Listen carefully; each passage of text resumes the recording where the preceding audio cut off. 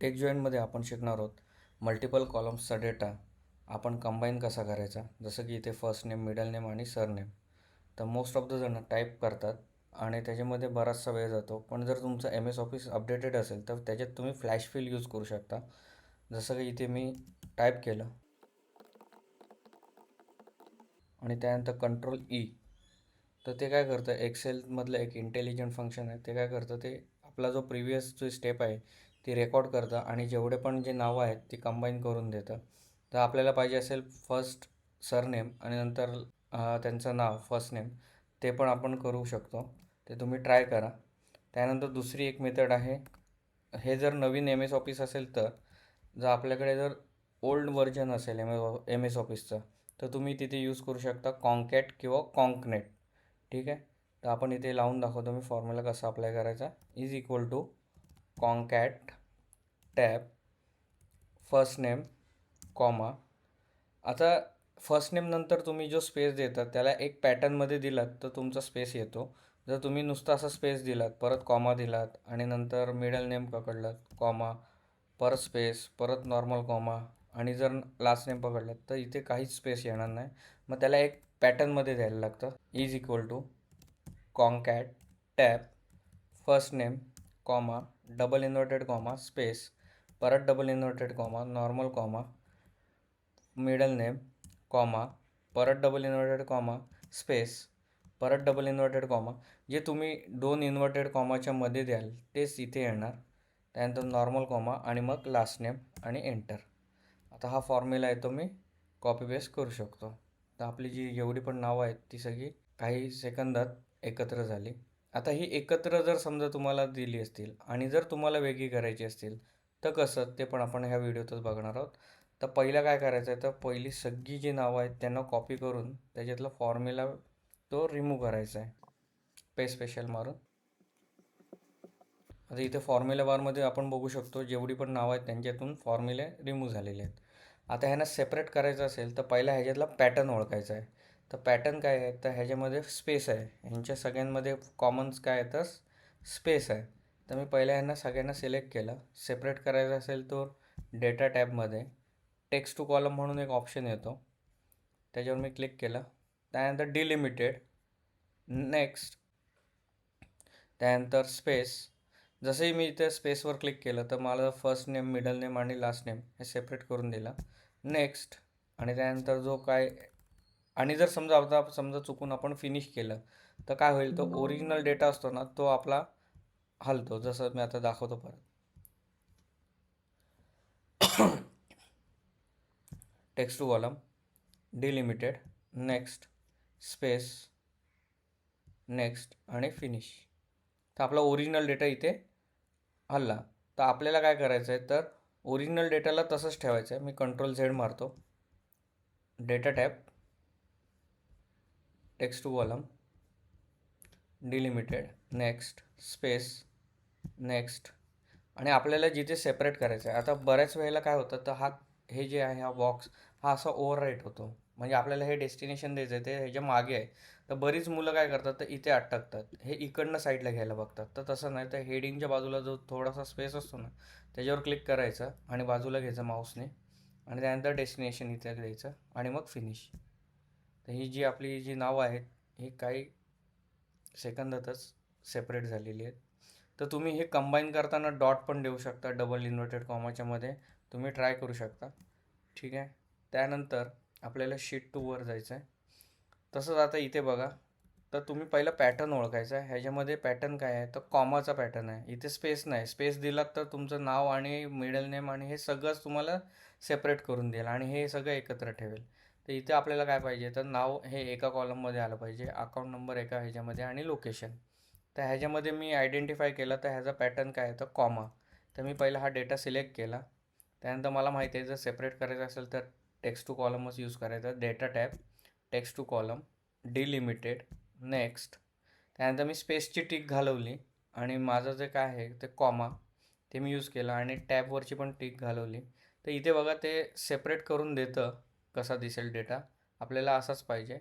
Next, त्यानंतर परत मी destination select करणार, नेमवर क्लिक केलं आणि इथे फिनिश.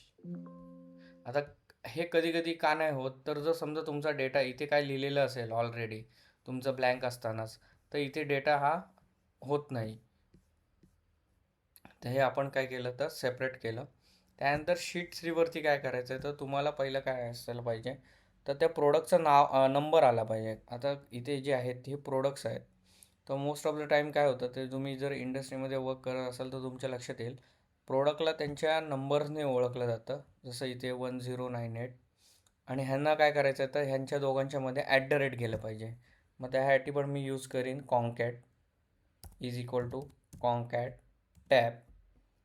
आता मी इथे घेताना मात्र काय घेईन, तर पहिलं प्रोडक्टचा नंबर घेईन, comma, double inverted comma, shift दाबून @ 2, परत double inverted comma, normal comma, आणि मग प्रोडक्टचं नाव, एंटर. आणि हा जो फॉर्म्युला आहे तो मी कॉपी पेस्ट करून टाकेन. तर इथे आपण बघू शकतो जेवढी पण जी प्रोडक्टची नावं होती आणि नंबर होते ते सगळे एकत्र आलेले आहेत. बरीच जण काय करतात, तर हा टास्क मॅन्युअल करतात एकत्र. तर त्याच्याऐवजी तुम्ही कॉन्कॅट यूज करू शकता किंवा फ्लॅश फिल यूज करू शकता. त्यानंतर शीट 1मध्येच इथे मॅच एक आहे. आता जसं मी इथे समजा हे साक्षीचं नाव इथे मी कॉपी पेस्ट केलं, तर मला त्याचा काय येतो, तर सिक्वेन्स नंबर येतो. हा मोस्टली जे इन्व्हेंटरी स्टोअर वगैरे असतात तिथे यूज केलं जातं. हे प्रोडक्ट कितव्या रॅकला ठेवलं आहे किंवा कोणत्या सिक्वेन्समध्ये आहे हे बघण्यासाठी. तर सिम्पल एक लक्षात ठेवा, जर तुम्हाला सिक्वेन्स फाइंड आउट करायचा असेल तर तुम्ही यूज करू शकता मॅच. आता बघा, मला कुठचाच फॉर्म्युला पाठ नाही आहे, पण मी काय करणार, सिंटॅक्स बघून मी यूज करणार.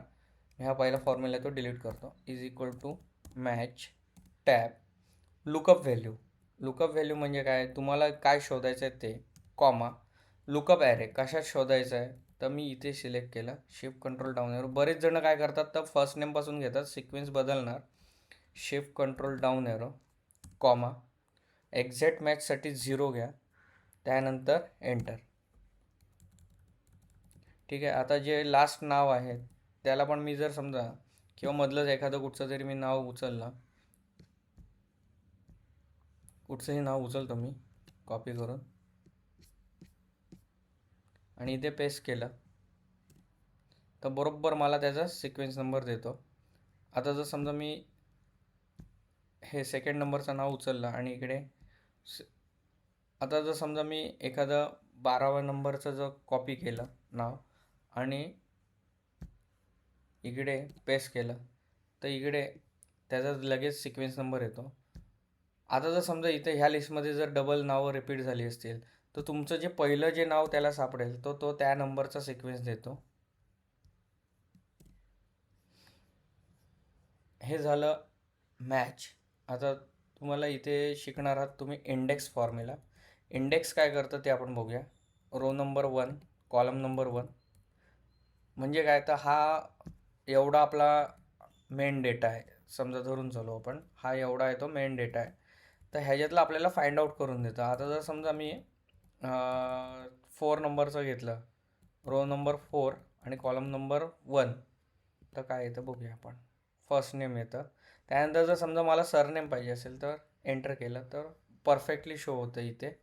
आता हा लावला कसा फॉर्म्युला तो आपण शिकूया. ते फॉर्म्युला लावण्यासाठी मी इथे रो नंबर नाही, तर इथे मी लावणार जिथे मी नाव पेस्ट करत होतो, आपलं इथे जे नाव चेंज होतं तिथे. तर फॉर्म्युला लावताना मी कसं लावणार, तर इज इक्वल टू करून त्याच्या आधी मी काय करतो, तो रो नंबर 1 आणि कॉलम नंबर पण 1 मी ठेवून देतो. त्यानंतर मी चेंजेस करून बघूया. इज इक्वल टू, इथं फॉर्म्युला यूज होणार इंडेक्स टॅब ॲरे. ॲरे म्हणजे काय, तर एरिया सिलेक्ट करायचा आपल्याला.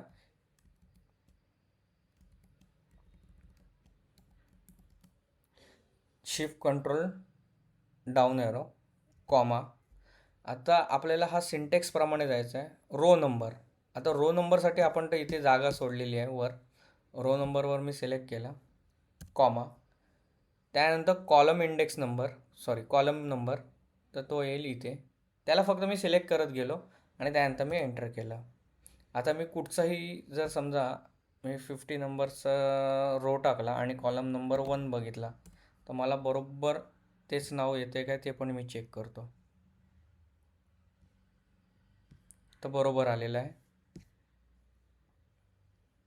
त्यानंतर आपल्याला इथे ह्या शीटमध्ये शीट 2मध्ये शिकायचं आहे लेफ्ट, राईट आणि मिड. हे अगदी सिम्पल फॉर्म्युले आहेत. जर आपल्याला हा जो नंबर आहे त्याची सुरुवातीचे काही डिजिट 4 डिजिट पाहिजे असतील तर मी सुरुवातीचे म्हटल्यावर लेफ्ट साईडला येतं. त्यामुळे इथे मी फॉर्म्युला लावणार लेफ्टचा is equal to left tab text म्हणजे जे काय आपल्याला सिलेक्ट करायचं आहे ते, कॉमा, नंबर ऑफ कॅरेक्टर्स किती पाहिजेत तर 4, एंटर. आता हा फॉर्म्युला तुम्ही कॉपी पेस्ट केलात तर प्रत्येक जरी किती तुमच्याकडे हजारो नंबर्स असतील तरी तुम्हाला ते सुरुवातीचे 4 डिजिट ते सेपरेट करून देईल. त्यानंतर मधले 2 पाहिजे असतील म्हणजे काय तर 2 8 पाहिजे असेल तर त्याच्यासाठी फॉर्म्युला लागेल मिडचा is equal to mid tab जो काय टेक्स्ट नंबर आहे तो टेक्स्ट आहे तो, कॉमा, स्टार्ट नंबर. मला आता नंबर कुठनं पाहिजे म्हणजे कुठच्या डिजिटपासून पाहिजे तर 5व्या डिजिटपासून पाहिजे, कॉमा. त्यानंतर नंबर ऑफ कॅरेक्टर्स किती पाहिजेत तर 2 पाहिजेत. त्यानंतर परत एंटर. आता 2 8 आला. जसं तुम्ही इथला नंबर जरी चेंज केलात, समजा मी आता इथे नंबर चेंज करतो तर आणि एंटर केलात तर तुम्हाला त्याप्रमाणे इथे नंबर देईल. त्यानंतर आता आपल्याला काय पाहिजे तर लास्टची 4 डिजिट पाहिजेत. त्याच्या आधी मी हा फॉर्म्युला आहे तो कॉपी पेस्ट करून टाकतो. प्रत्येकातली 2-2 डिजिट्स आलेत मिडमधले. त्यानंतर मला काय पाहिजे तर लास्टचे 4 डिजिट पाहिजेत तर त्यासाठी फॉर्म्युला मी यूज करेन राईटचा is equal to right tab जो काही नंबर आहे तो, कॉमा, नंबर ऑफ कॅरेक्टर्स पाहिजेत 4. तर इथे आपण बघू शकतो जे आहेत ते लास्टचे 4 डिजिट बरोबर त्याने फाइंड आउट करून दिले आणि सगळ्यांचेच दिलेत. त्यानंतर तुम्हाला शिकायचं लेन फॉर्म्युला. मी इथे हेडिंग टाकतो लेन. तुम्ही पण इथे हेडिंग टाका ज्या वेळेला तुम्ही अप्लाय कराल त्यावेळेला. इज इक्वल टू लेन कशासाठी यूज केला होतो ते सांगतो बघा. आता कधी कधी आपण कॉन्टॅक्ट नंबर घेतो, कधी कधी एक डिजिट जास्त येतो, कधी कधी एक डिजिट कमी येतो. तर मग त्यावेळेला आपण प्रत्येकाच्या इथे जाऊन बघण्यापेक्षा आपला वेळ जातो. त्यापेक्षा तुम्ही लेनचा फॉर्म्युला यूज करू शकता आणि हा फक्त नंबरवर यूज होता, तो वर्डवर पण होतो. ते मी आता दाखवतो इथे. Is equal two lane tab जे काही नंबर आहे तो एंटर आणि हा नंबर आहे त्याला मी कॉपी पेस्ट करतो. आता हा मॅन्युअल करायला लागेल कारण का आपण तो बाजूला नाही केलेला, गॅप आहे मध्ये. ठीक आहे. आता इथे बघा काही 16 डिजिट दाखवत आहे, काही 15 डिजिट दाखवत आहे, काही 11 12 असे काही ना काहीतरी वेगवेगळे असतील. तर हे का होतं आहे तर तुम्ही इथे फॉर्म्युला चेक करू शकता, इथे जो डेटा आहे तो चेक करू शकता फंक्शन F2ने. तर इथे काय आहे तर डॉट नंतर काही डिजिट्स आहेत त्यामुळे तो डिजिट त्याप्रमाणे तो लेन दाखवतो आहे. आता आपण हे बघितलं की हा नंबर्सवर अप्लाय होतो तर हा फॉर्म्युला सगळ्यांवर अप्लाय होतो. आता जर समजा मी लोकेशनला घ्यायचं असेल is equal two lane tab location, बरोबर 4 डिजिट आले. त्यानंतर हा फॉर्म्युला आहे तो मी कॉपी पेस्ट करू शकतो.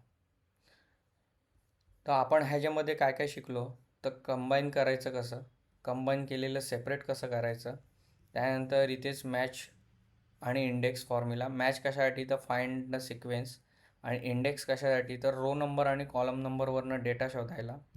त्यानंतर तुम्हाला कंबाईन दिलेला डेटा जर सेपरेट करायचा असेल तर तुम्ही टेक्स्ट टू कॉलम हे फंक्शन यूज करू शकता.